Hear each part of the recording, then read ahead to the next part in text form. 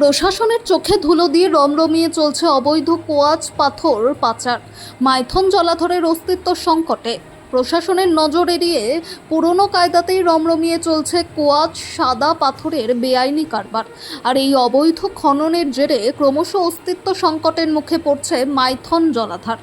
বৃন্দাবনী ও মেজলাডির গ্রামবাসীদের অভিযোগ, প্রতিদিন একটু একটু করে মাইথন জলাধারের পাড় ঘেঁষে মাটি কুড়ে তুলে নেওয়া হচ্ছে এই মূল্যবান সাদা পাথর। শুধু স্থলপথেই নয়, প্রশাসনের চোখে বুড়ো আঙ্গুল দেখিয়ে নৌকা করে ঝাড়খণ্ড থেকেও নদী পথে নিয়ে আসা হচ্ছে বিপুল পরিমাণ কোয়াচ পাথর। এরপর সেই পাথর ডাম্পার ও ট্রাক্টরের মাধ্যমে পাচার করে দেওয়া হচ্ছে বিভিন্ন নামি দামি কারখানায়।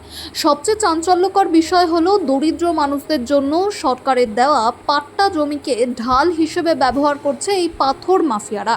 গ্রামবাসীদের দাবি, সরকারি পাট্টা জমির ওপরই অবৈধভাবে পাথর স্তূপাকার করে রাখা হচ্ছে এবং সেখান থেকেই চলছে পাচারের মূল চক্র।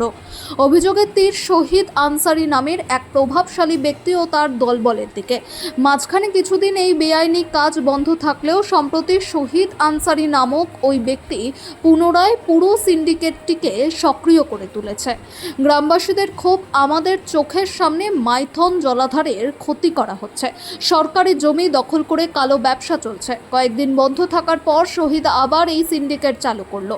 সব দেখেও পুলিশ কেন নিশ্চুপ? তাদের ভূমিকা নিয়ে আমরা স্তম্ভিত। আইনের শাসন প্রতিষ্ঠার ঢাকঢোল পেটানো হলেও কিভাবে সালানপুর থানা এলাকায় দিনের পর দিন এই মাত্রায় অবৈধ খনন ও পাচার চলছে তা নিয়ে বড়সড় প্রশ্নচিহ্ন খাড়া হয়েছে।